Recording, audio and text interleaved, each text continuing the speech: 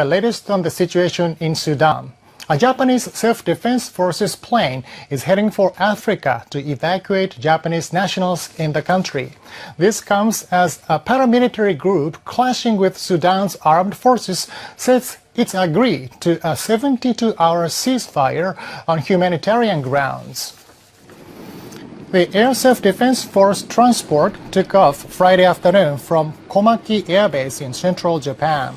Defense Ministry sources say it will arrive in Djibouti as early as this weekend. The SDF has a temporary base there for anti-piracy operations. 2 more SDF aircraft are set to leave soon as part of the mission to bring home about 60 Japanese citizens in Sudan. The SDF airlift unit will operate out of nearby Djibouti. A former ASDF commander says it will take about a day for the unit to deploy. The unit will be on alert 24 hours, 7 days at Djibouti for flying to Khartoum at any time and gets local information which is useful for their mission on time. In addition, the unit also can get the conveniences at the SDF camp at Djibouti. The maintenance support, supplies, including aviation fuel, accommodation, and security, are very important for sustaining the units, even if the duration of standing by would be long. A statement from the Sudanese Rapid Support Forces says they will abide by a truce coinciding with the holiday marking the end of Ramadan. There has been no immediate comment from Sudan's military. 2 previous attempts at ceasefires have failed, with fierce fighting reported in the capital Khartoum. The UN says at least more than 400 people have been killed and thousands injured in nearly a week of fighting in the North African country. Local media say gunshots and explosions were heard in Khartoum even after the RSF's statement. The UN Refugee Agency says a large number of people have crossed into neighboring Chad.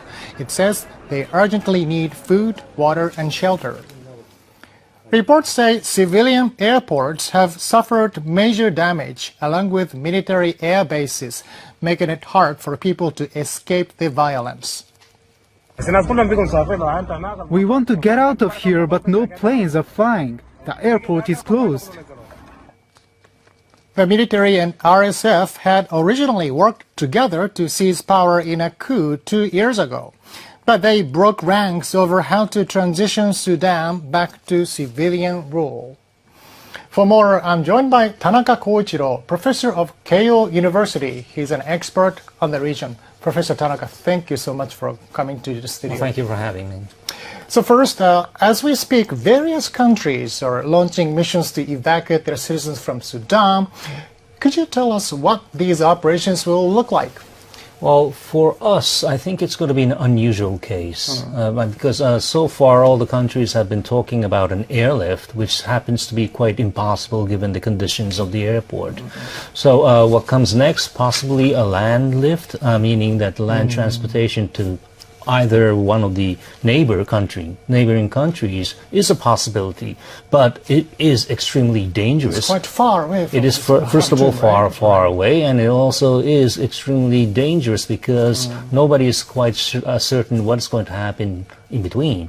There may be militias, there may be the armies fighting against the militias, there could be sporadic, attacks from some kind of a group. And that is really a case that the self-defense forces may have to think of. And this is why I called it sort of an unusual case. Okay. There is a humanitarian crisis in Sudan, and people are fleeing to neighboring countries. How do you see the situation developing there? Well, first of all, the refugees is not in good condition, as you can imagine, in any case.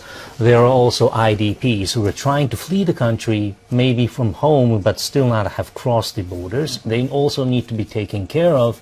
But what I'm really concerned about that is if this crisis is going to be sustained for a while, then it would also affect the food generation of the production of the entire country.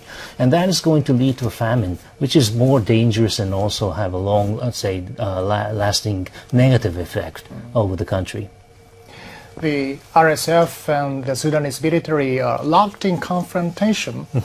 Could any third-party countries mediate to improve the situation? Well, so far we've seen the UN Secretary General call for the Eid festivity ceasefire, and which I believe that part of the belligerents is now accepting it.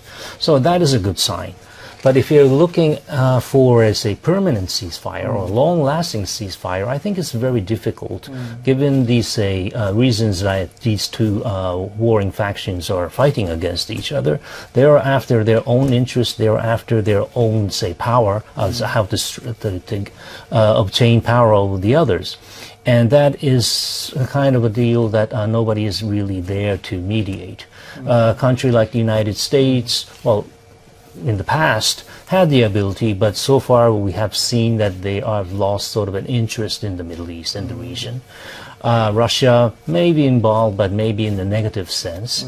A Kingdom of Saudi Arabia have good connections, or in the past, with this RSF, or what has now become the RSF. But that would also transcribe that they may not have the ability to talk to the army. So we don't see the possibility of a good mediator appearing anytime soon. People in Sudan experienced 3 decades of an authoritarian regime. They are facing this conflict at a time where they are finally, thinking democracy may be possible in their country. How should the international community support the country and its people? Well, I assume that the people of Sudan are really fed up with the military, or the military rule or dictatorship.